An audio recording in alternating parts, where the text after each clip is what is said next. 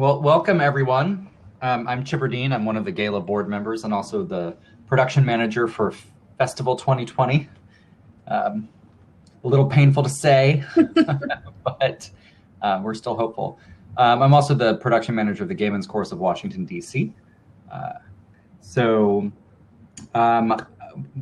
wanted to welcome you to this session, Copyright Considerations in a Virtual World, with our presenter, Kathleen Hansen. Kathleen is the artistic director of the San Diego Women's Chorus, correct? Yes. And is also the artistic director advisor for our 411 advisors for Gala. So Kathleen's been working in the field of music education and performance since 1998. She's got a Bachelor of Music degree specializing in music education and trumpet. I'll forgive you, I'm a French horn player, so. You can take all the offbeats that I don't want. Yes, we in the tubas, absolutely. She also has a teaching credential and a master music degree in conducting. Kathleen's passionate about providing meaningful opportunities for all people to connect through musical experiences. So welcome to Kathleen, and she's going to present on an important topic, particularly now, learning about the copyright considerations specific to rehearsals and performances in a virtual setting.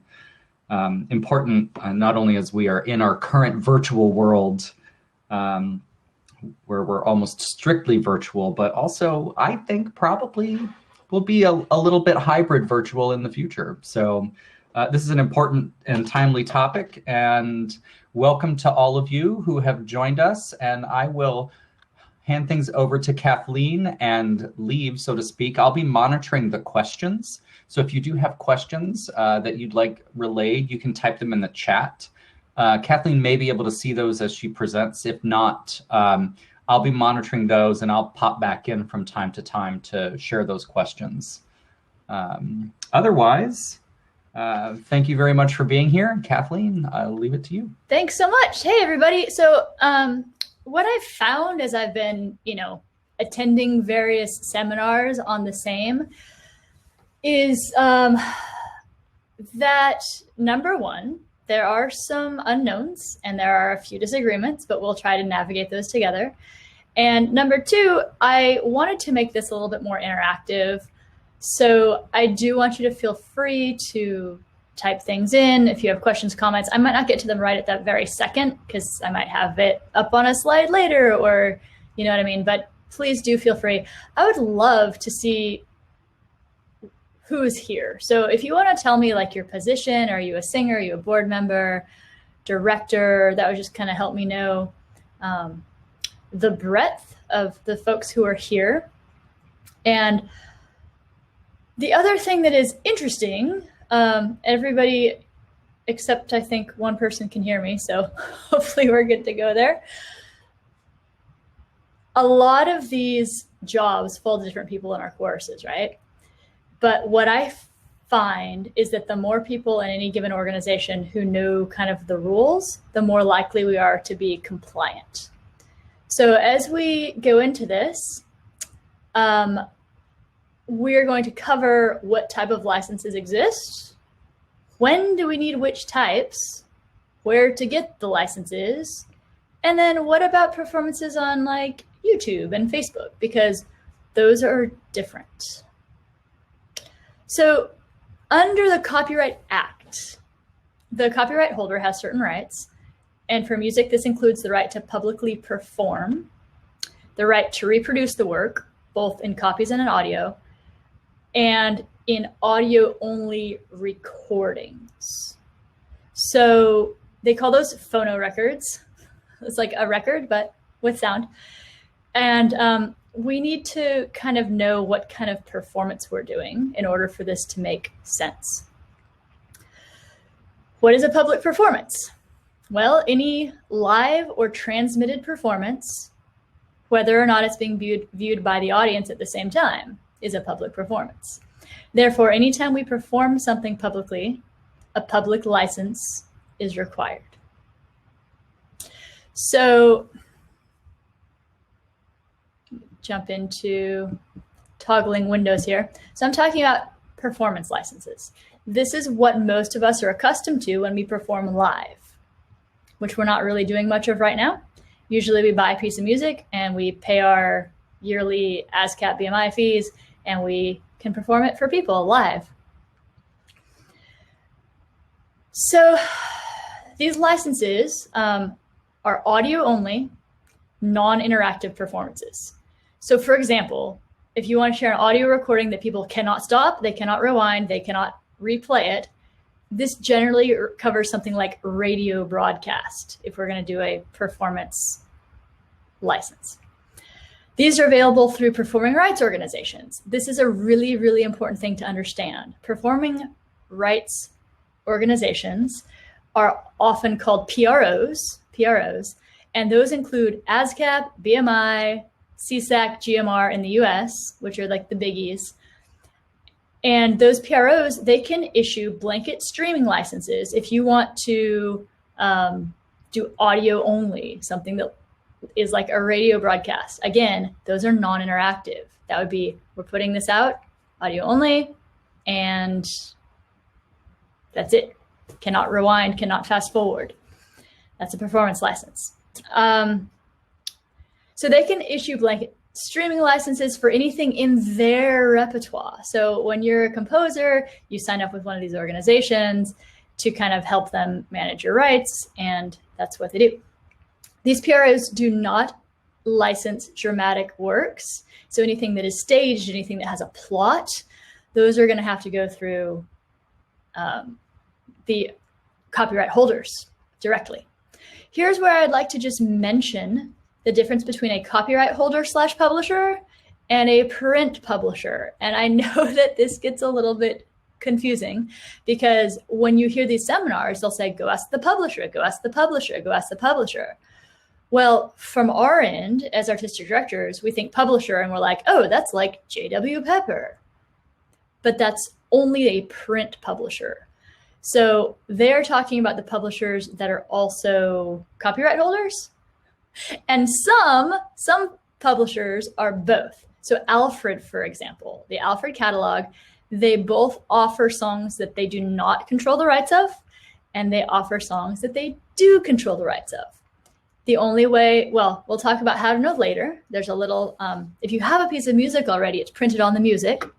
And if it's something that you don't have yet, you're going to have to get a hold of them, which can be a little bit time consuming, but hopefully will help you get some ideas of how to find these things. So before I jump into kind of a lot of these other details, I want to talk about YouTube and Facebook. So the hard and fast forever umbrella answer. First of all, I am not an attorney.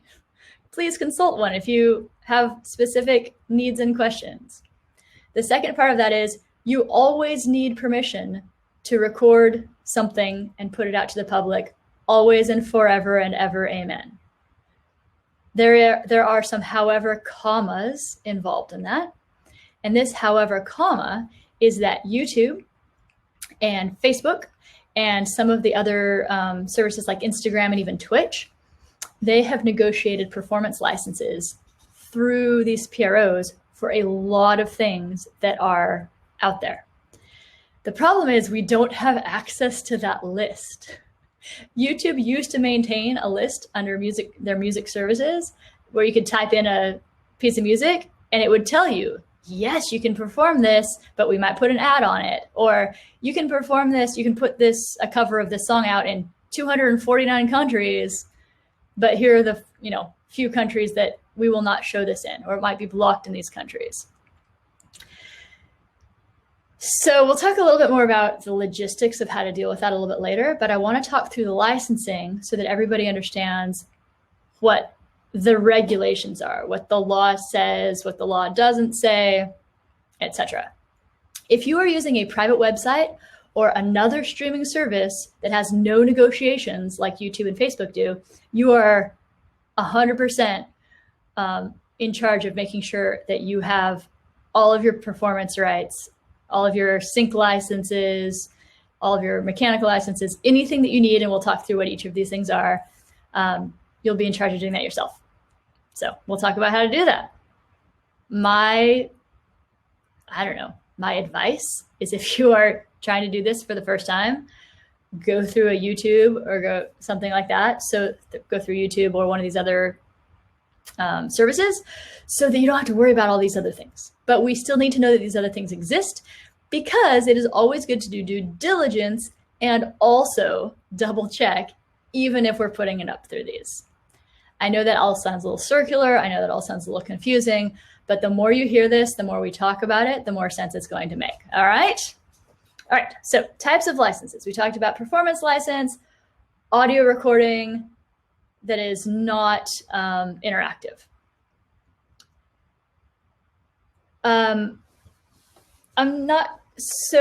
I don't have a big section on talking about octavos, but that is something that you can negotiate with the print publisher. I would recommend anytime you can, buy them as a PDF right now. And a lot of the big companies, I'll just say Pepper again, because that's one a lot of people use, are making allowances. They're saying, yeah, you can have this as a PDF, but still it needs to be the number of copies that you purchased. So I would encourage you, if you're dealing with print, that you contact the print publisher directly. And right now, people are trying to make things work and trying to be lenient on things like that. Okay, so we talked about performance licenses. Mechanical licenses, these are for audio-only recordings rather than streaming. So performance was for streaming. Mechanical licenses are performing. This is if you're going to make a CD, if you're going to make downloadable audio media, audio-only media. If you're going to do interactive streaming, which means you can pause and rewind and replay. And probably this isn't what most of us need right now, right?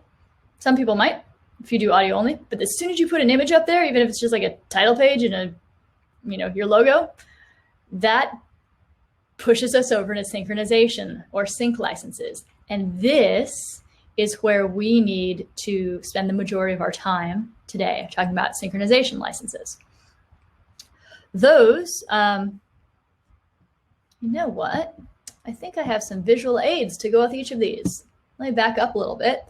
So if you're welcome to screen cap these, this will be recorded, but here are your performance licenses. Talks about what they are. I'll give you a second if you want to take a shot of that. And then we talked about mechanical licenses after that. This one, if you do need to obtain a mechanical license, probably the easiest way to do that is to go through Harry Fox or directly the copyright holder publisher. From my experience in the last few months, the copyright holders and publishers have been a little extra impacted. They're a little overworked and understaffed because everybody is looking into this stuff. But synchronization licenses, I think this is really good verbiage to understand. They are needed for, quote, the right to record a musical work in timed relation to visual images. It doesn't matter if you are lip syncing. It doesn't matter if you're putting up a slideshow. It doesn't matter what it is. If there is a visual image, you need a sync license or other permission that's been negotiated through somewhere like YouTube. So this is all videos. These can be obtained through the copyright holder or from middle agencies, and we'll talk about some of those as we go. And again, YouTube, Facebook, Instagram. I think that should say Twitch, not Switch. Have negotiated blanket licenses with many of the holders. Now, again,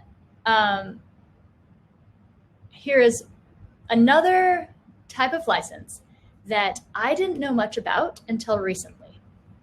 Let's say you're going to do a virtual recording and you have an accompaniment track. Am I still here? It looks like my screen froze. There we go.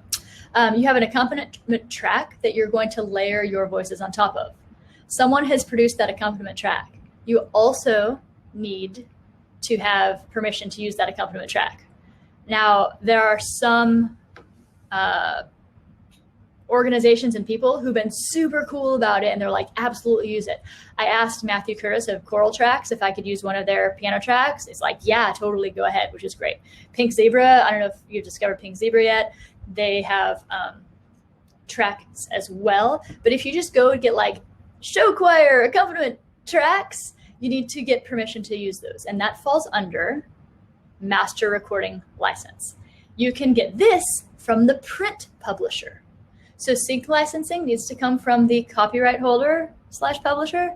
Master recording licenses and print licensing needs to come from the print publisher. Is that making sense so far?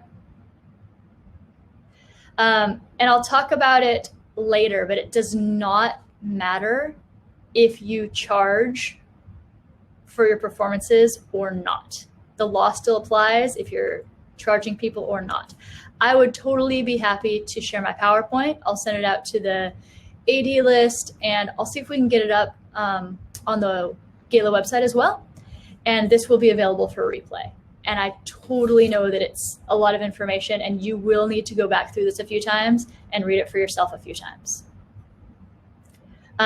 If there is video, it is always sync licenses. And you can negotiate with the sync, with the copyright holder, how long, for example, you're allowed to leave it up. So we'll talk a little bit more. All right, so I'm on grand rights right now. Again, this is probably not what most of us are doing right now. This is the right to perform musical compositions within the context of a dramatic work.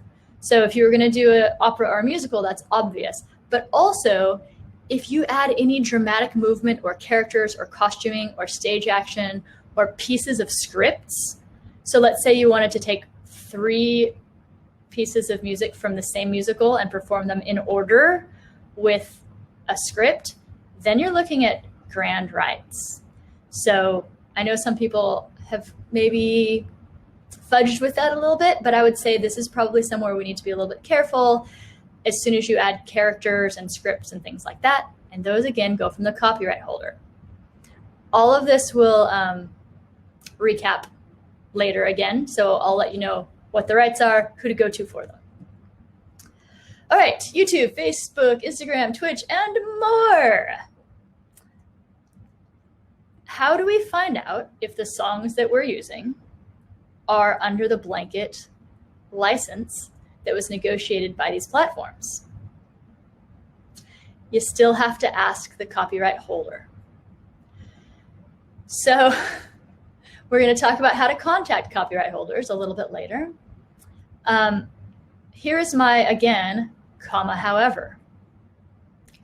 When I was programming my virtual concert, which is coming up next weekend, we're doing a full hour of music. All but 3 are new virtual productions, which was quite an undertaking. The first thing I did to look at that, like, am I allowed to record and produce this song? I went on YouTube and I did a search for the name of that song. If there are a whole bunch of people who are covering that song on YouTube, it is pretty certain that no one has gone after them. We're dealing with a couple different things. One is we have old copyright law that is not cut up with current times. There is no litigation around a lot of this stuff. And we're dealing with practicality and risk assessment. So according to the law, you must have hard stop, you must have permission. YouTube has negotiated permission. How do we find out if the song we want to do is under that license? We need to go to the copyright holder and ask. If you are less risk averse, then go on, and common sense tells us that if there are 50 people with a cover of that song that have been up for 7 years, it's pretty unlikely that that anyone has gone after them, if that makes sense. Okay? So this category of what kind of licenses do I need? I'm going to give you 5 different scenarios. The line on the top will be, this is what I'm trying to do.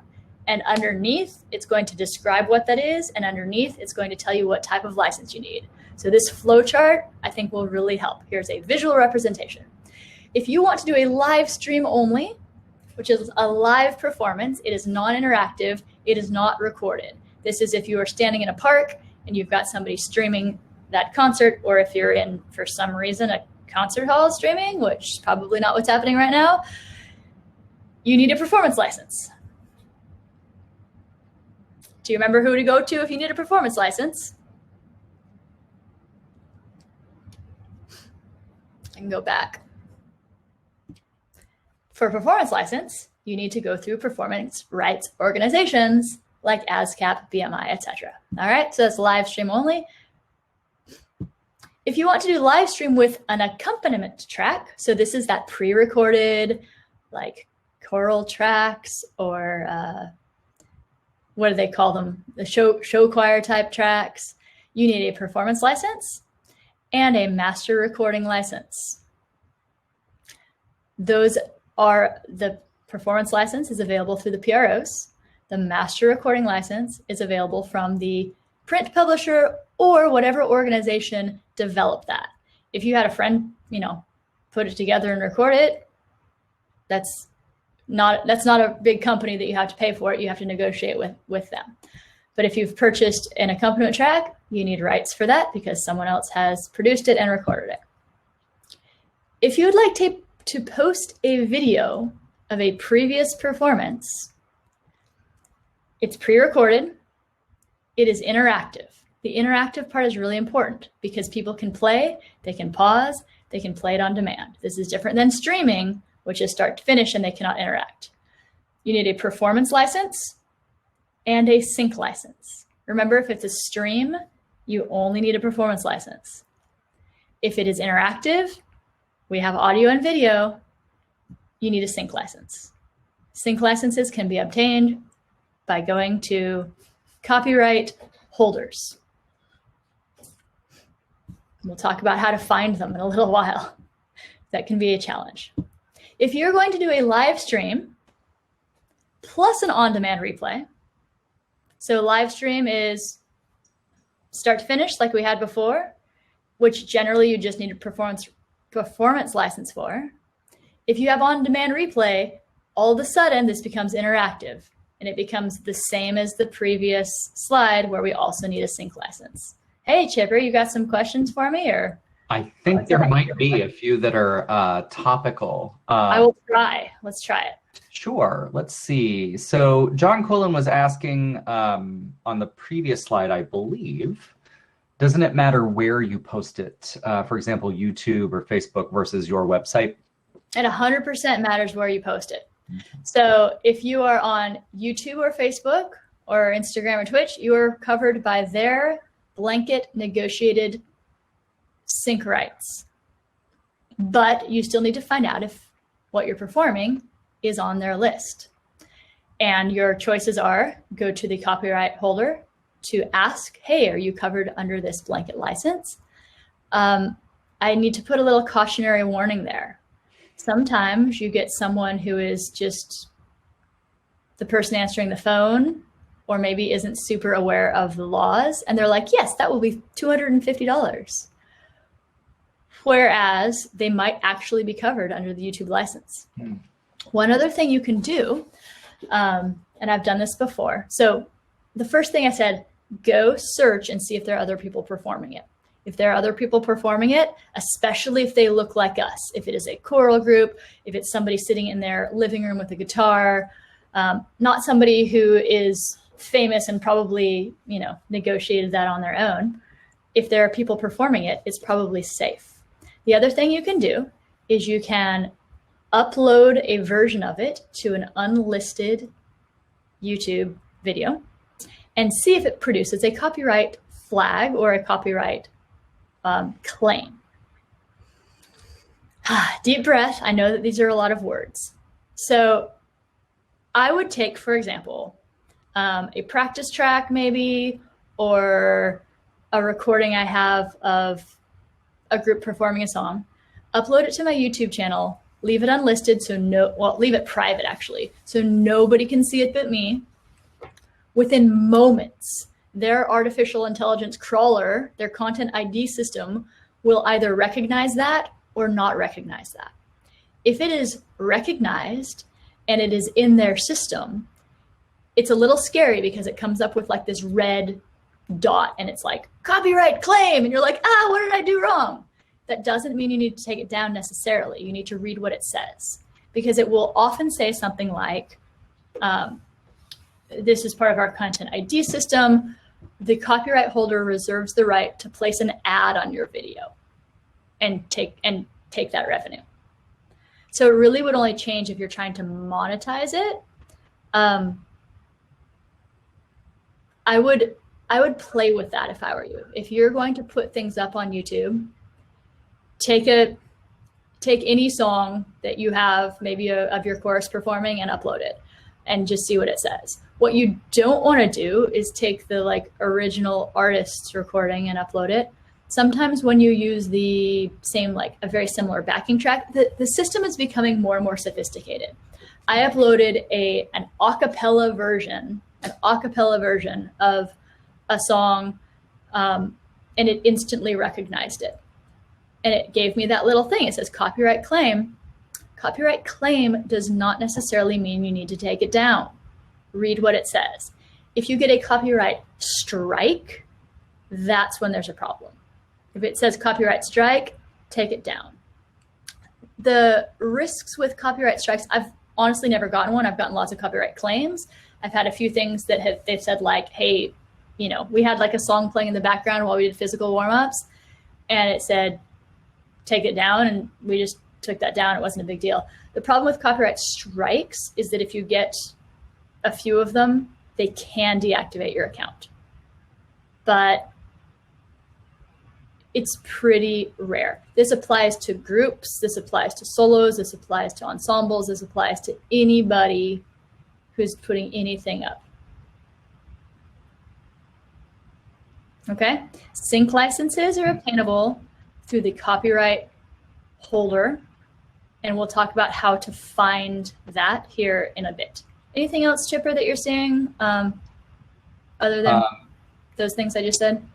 A few detailed questions. There are questions now about some previous slides about where you go for particular licenses, and I know that you'll probably come back to that in some summary. Yeah, absolutely. Okay, and there are some other specific questions, but maybe we'll let you go on for a bit and then make sure that we come back to these questions. All right, so go ahead and track those, and let's get through a few more things here. If you're going to do a virtual choir performance, which is the land that many of us are living in, this is treated the same as an on-demand replay. You need a performance license, which generally is granted through your, I hope that all of you are paying your ASCAP and BMI fees and that you're buying your music legally. So that part is easy. Then you need a sync license because it is on demand. Sync license is available through the copyright holders. You need a master recording license if you are also using a produced track to sing along with. Okay? Best practices. Contact the copyright holders, the publishers, the print publishers, or PROs as needed to obtain whatever permissions you need. See if the work you want to produce is covered under Content ID if you're going to use the YouTube blanket license. If you're going to stream this on your own website or have this on your own website or another website, you need to do the work to get the sync license yourself. So, who do I get sync rights from? Independent composers who are not represented by a publisher, by one of these PROs, they can grant rights directly. However, that is not always how it works. So, for example, some of you might know the great series that was put together by Charlie Beal and Steve Malloy, those like Master Voice Works books. And I found a tune in there that I really wanted to do. And I was like, hey, Charlie, can I perform this work that you wrote? And he's like, I'd love it if you did that, but I don't own the rights to it. Oxford Press does. So I had to, call somebody in England and say like, what do I need to do for this? I explained the situation. They would usually have charged more for it, but I told them like, hey, this is what's going on. We're doing a virtual choir. And they're like, we still need to charge you, but has $10 out, which was amazing. And I was like, absolutely, yes, 100%. Let's do that. Charlie points out that they're called Popular Voice Works, by the way. Thank you, Charlie. I'm glad you're here. Sorry that I forgot the name. We have a really, I think, Charlie, you're going to have to tune in and see what we've done with Gonna Make a Wish. It's pretty awesome. All right, so sync rights. And by the way, our gala directors and associates and affiliates, a lot of these folks are independent composers. People who do things that are, haven't necessarily signed the rights away, they can do that themselves. So some publishers have given permission to post on social media and streaming sites. We have a list. I will show it to you next. We've been trying to keep this list updated as we learned more. And a few companies will assist in obtaining these rights. And as a middle negotiator, you're going to pay them for that service. So who is granting virtual choir permission? You need to see each of these websites for their specific needs, because a few of them, like Cypress Choral Music Publications, for example, they say, please, absolutely, make recordings of our work. It's great press for us, but we ask that you credit us in the video, like the about underneath the video, which is a pretty easy thing to do.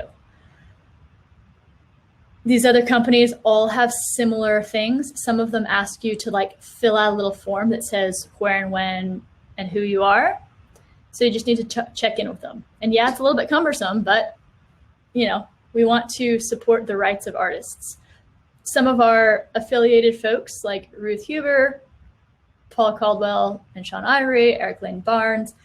If you ask Eric, for example, he'll say, absolutely, here's a contract. Here's what I want you to say when you publish this online. So you'll have the words to put in. Earth Songs Publications, Santa Barbara Music Publications, Pink Zebra. Again, Alfred Music Publications, they can grant permissions for the songs that are under their control, not just the ones they print, but the ones that they also control. And we will talk, let's see, I think now would actually be a good time to talk about that. I did not include a slide, but if you get any song that you have that you've purchased, at the bottom there's going to be a copyright notice. That says who the copyright holder is. So you might have purchased it from Alfred, but you open up that piece of music, you see the title, you see the first page of music, and at the bottom you see that little fine print, and it says copyright, and it lists who the copyright owner is. Sometimes with older music especially, it can be a little bit challenging to track those down, especially if they've changed their name or maybe every now and then sold the rights to someone. But that is your best practices for finding who owns it. Buy a piece of music, find the fine print. It says copyright holder, blah, blah, blah. I was just looking to see, yeah. So I happen to have my beer choir hymnal right here, which is the only music I have within reach. So I've got the song, title, composer. The person who wrote it or the person who arranged it, those are not necessarily the people you need to contact. What you want to do is come to the bottom of the page where it says copyright, date, by, and this person, it says their name, and then it says that they're represented by ASCAP. So that makes things a little bit easier as far as tracking down how to get a hold of them. So repeating, who do I get sync rights from? Sync rights is the big thing that we're talking about in order to do the things that we need to do. Audio, video, on demand. Contact the copyright holder / publisher. Find this information on the copyright notice on your sheet music. That's what I just showed you. How do we find their contact information? That person, we know that we can go to the ASCAP database and search for their name. And usually we will get contact info there. So we would go to the ASCAP website. We type in either a name of a person or a name of a song. A little window will pop up and it will say, this is how you get a hold of that person. Send them an email, give them a call, say, hey, I'd like to do this virtual chorus piece. How do I get sync rights? May I have your permission?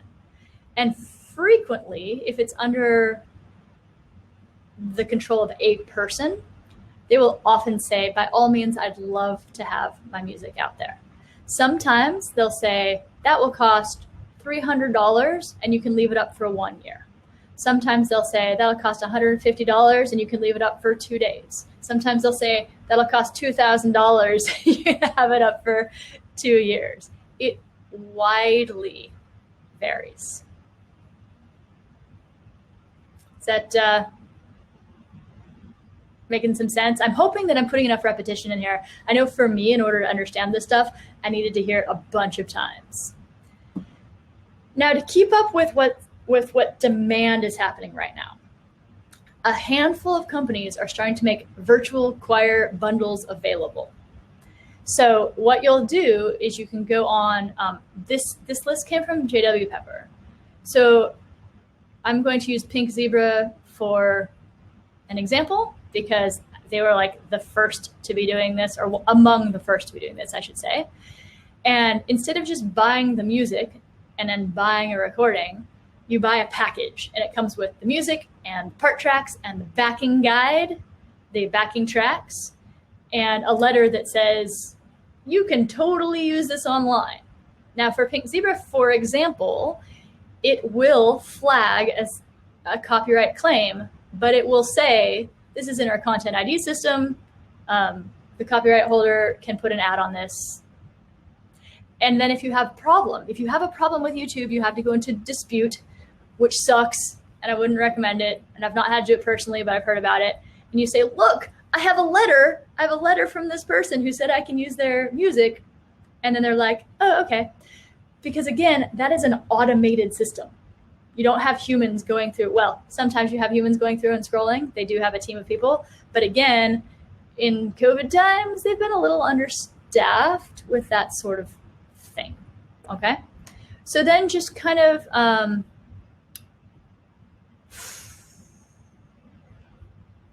it looks like, okay, so one thing I did not include, which I thought I did, so maybe I accidentally hit a wrong button.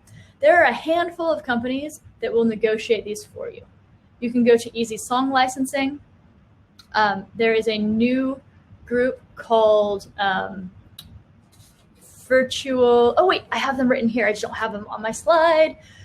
The Spin Network, SPIN, the Spin Network is a video platform that will host a channel for your ensemble, and people will sign up and watch your channel for a subscription. I put that in the wrong column right now when I was speaking. That is a different platform. They will handle negotiations, but they'll charge people to watch your concerts. People who can help you obtain sync licenses. Virtual Choir HQ. This is a new setup in this time. They offer bundle packages. You buy a bundle of rights, rehearsal audio, sync licenses, etc., and they will do the work for you. Now, they don't have a ton of titles in their catalog yet, but they are working to grow. Easy Song Licensing is a licensing assistant. That is like having a personal assistant go and help you get the licensing. You pay them for their work, and then you pay the sync license on top of their work. For those of you who care, Easy Song Licensing and the Spin Network are both affiliated with the same people who run Tresona. So I will just leave that comment hanging in the air for you. There was at least one Tresona question so far, so. All right, I would like to take the next however long we need, 15 minutes, to answer these questions that are coming in. And I will also say I would welcome people to share experiences that they've had as we're doing this. So let's get started with the questions, and then as needed, we can have people jump in. So it seems like I'm scrolling back up through the questions, and Adam Burke had a couple, which I think you've already answered. John Quillen had one about broadcast rights being covered, and I think we've covered that to a fair extent. Yeah, it just depends on what the broadcast is. Is it audio only? Is it on demand? Is it streaming? Let's see. And then Adam also asked if, with regard to, is it mechanical if we play the same concert multiple times, which I imagine some folks are. Mechanical is audio only. Audio only. Audio only, and if they can interact with it, then you need a mechanical license.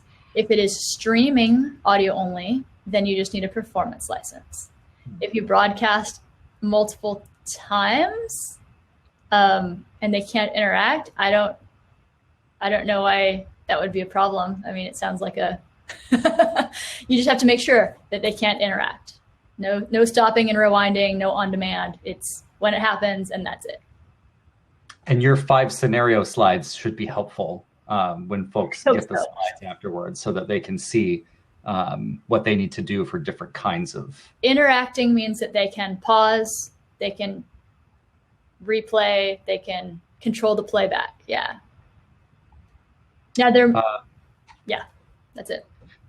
There was a question about all of this applying for solos as well. Doesn't matter who's performing. It's the same thing. If you're going to put a song out there, these are the rules. Let's see. It looks like some folks have been chatting and helping to answer some questions as well. I don't think I understand your question about the free platform for virtual play. Was that someone in the comments who said that? Or was that something that you were talking about, Gavin? I know you're providing some good feedback in there. Let's see. Yeah, so Spotify is interactive. I can't remember which of the platforms does which, but if you can control it, then you need a license. If you're going to hit go and it's going to go and people can either listen or not, then it's a performance license. And that interactive term is something that kind of threw me a bit, because interactive just means you can stop and start it, essentially. Yeah, and one of the questions here is, does it matter if you're using someone's particular arrangement who you get rights from? The sync rights still come from the copyright holder. The arranger doesn't actually, in that case, get very many rights. There's one exception, and that is if it's an arrangement of a public domain song. So if you have a public domain song and you arrange it yourself, then you can do whatever you want. If you have a public domain song and it's been arranged by someone, or it's like a critical edition, when you're thinking of like masterworks, then you need to get permission from the company who controls the rights to that, or the individual. I know that's a lot of information. I do. This is something that I've been studying this and looking into this for a number of years, and I feel like those 5 slides of like, this is what I want to do, this is the type of license I need, is probably the best place to start. There were a couple of questions about grand rights, particularly when choruses incorporate choreography, or choralography, as we sometimes call it, and the requirements for grand rights in doing that. I'll see if I can scroll up and. Yeah, so first of all, I'm not an expert in grand rights. I will say that you need them more often than you think you do. So I think we have if something exists as a dramatic work, if we're performing something from a musical, if we're performing something from an operetta or an opera, then we need to start thinking about, as soon as we start doing movement, we need to be a little bit careful of what we're doing there and probably call and find out. If it's just music that you purchased and you're inventing your own choreography and it does not have dramatic history, then it's probably pretty fine. But as soon as you're doing something from a musical, that's when I start thinking, this could be a little bit dangerous. And here's the rough part. We talked a little bit about risk assessment. There have been a handful of cases where copyright holders have gone after small organizations. In particular, the most high profile case that I can think of with regard to print music is someone had not purchased adequate music for their group, and they put up a whole bunch of recordings of themselves on, social media or YouTube or whatever, and they got sued for like $30,000. I know that they ended up settling, and it was not that much, but they literally had someone from the company who was just going through performances online and happened to find this group that they're like, we don't have any record. Like, the only way this group could have had this music is if they purchased it from us, and they sued. There was some, and one other kind of high profile case was with regard to a show choir in Southern California. And that had to do with licensing, performance licensing, and print licensing, I think it was the two of those, for music in a medley. And that was a big issue with Trisona being involved. There was some kind of good news for that. It turned out to be a little bit more lenient in favor of the organization. But what I'll say is everybody needs to do their homework, because while there has not been a lot of, at least public litigation about this, most likely you'll be asked to take something down, get a takedown notice, or have it muted. Facebook mutes things. That is the most likely thing that's going to happen to you if you do something wrong. Most people will be like, hey, you messed up, take this down. And you're like, okay, and then you take it down. But I would hate to see you go through the 100 hours putting together a virtual choir concert or song, single song, and then, oh, whoops, we don't have permission to do that. And it's my understanding that there are some pop artists that are really hard to get rights for, and some that are much easier. I don't know this for a fact, but I mentioned this in one of my other sessions. For example, I think the Prince catalog is the artist formerly known as Prince catalog is harder to get rights to. Can you say again what we do with an arrangement of something that is not in public domain specific to the arranger? If you have a song that's arranged and it is not in public domain, you need to get sync rights for it.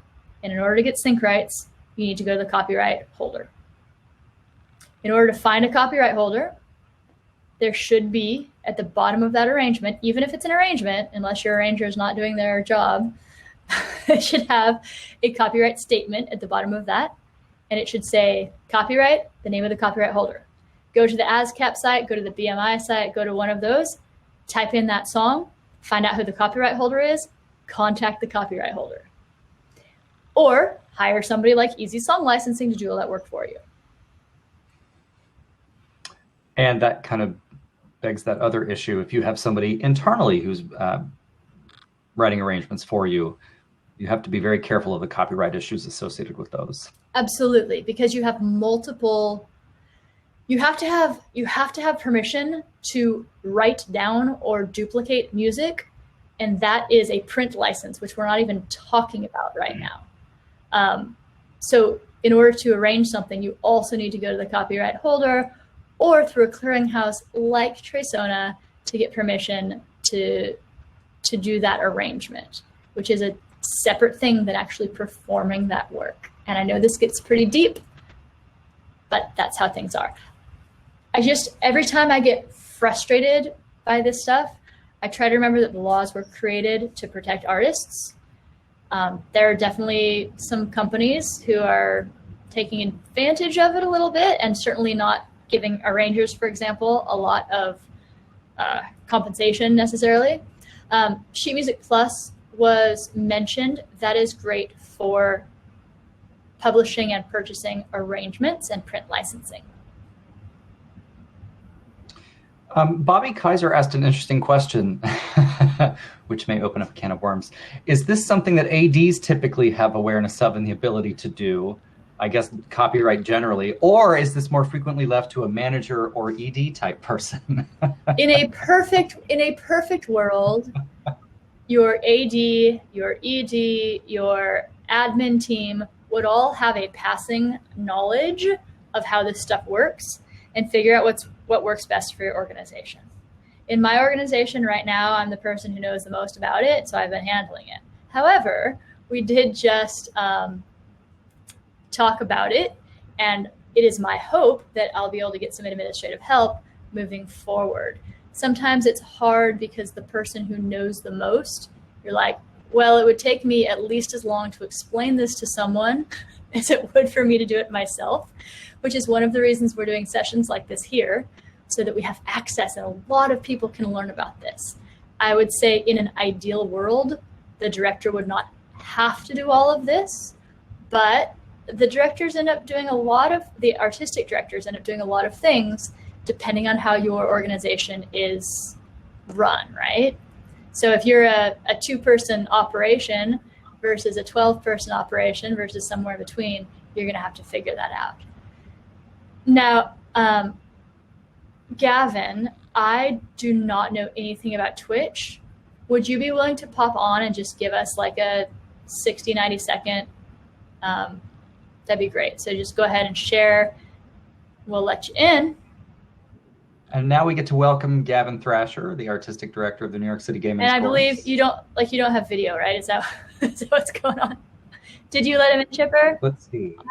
I didn't Go yet. ahead. Let me add him now. Hello, can you hear me? You're on. You're correct. I don't have video. I'm sorry about that. It's my computer doesn't have one. Anyway, yeah, sorry. I only mentioned that because I saw you mention it in the section about social media that has pre-negotiation. Twitch operates without getting into their whole business model on a partner model, right? So there's a music policy page on Twitch that you can go look at if you're looking at live streaming, but that is another platform where you have to do all of the licensing yourself is the short version. Twitch doesn't, the only thing they have is they've just created a beta of a program called Soundtrack that you have to like be selected into, which means you already have to be a Twitch partner, which most of us won't be.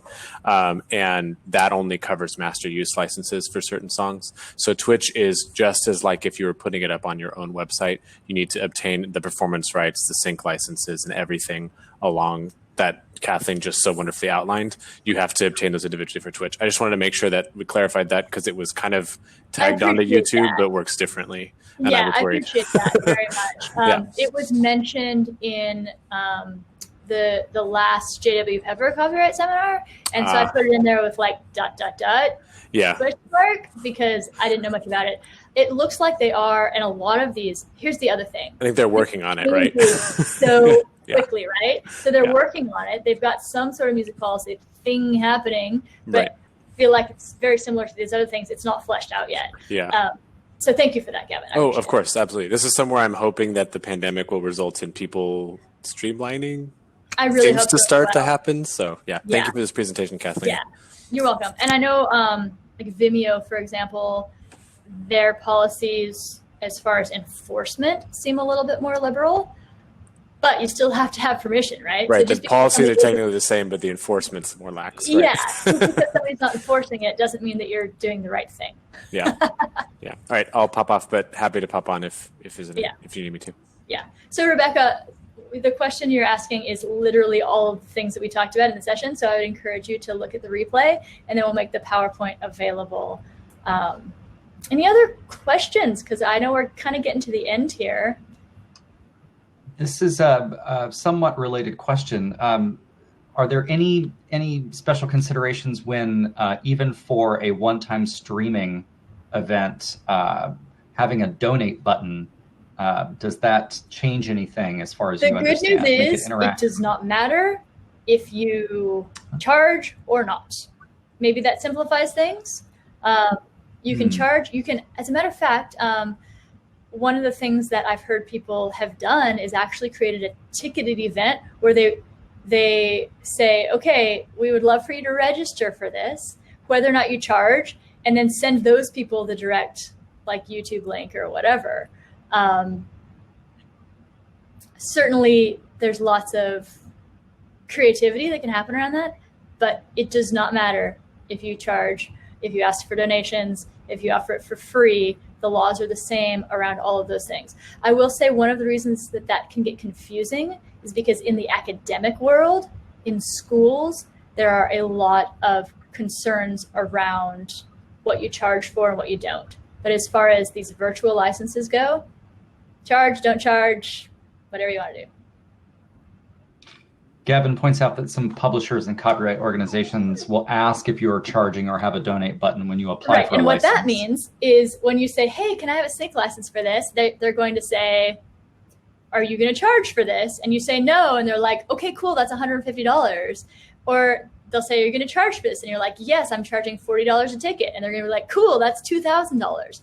They have complete and total control. They can do honestly whatever they want for everything except mechanical licenses, which is kind of an obligatory thing. But sync licenses, they can do what they want.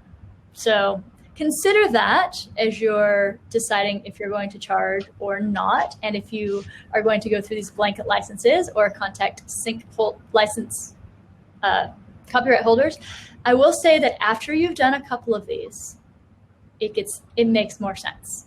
After you've gone through the process of looking somebody up, figuring out how to ask for permission, it will make more sense. So you'll have to kind of do your homework and review all the slides, but it will make more sense. And I agree, Gavin, that they're totally price gouging. I don't know about ASCAP ACE, but there is a wealth of information. If you go to the ASCAP website, if you go to, that's the biggest one. And the BMI is probably the second biggest. Some composers you can find in both places, but you could spend, a day going through all of the things on ASCAP. So I'd spend some time, give yourself some time to surf over there and see what's what. Kristen asks, actually, how much time do you budget for all of this?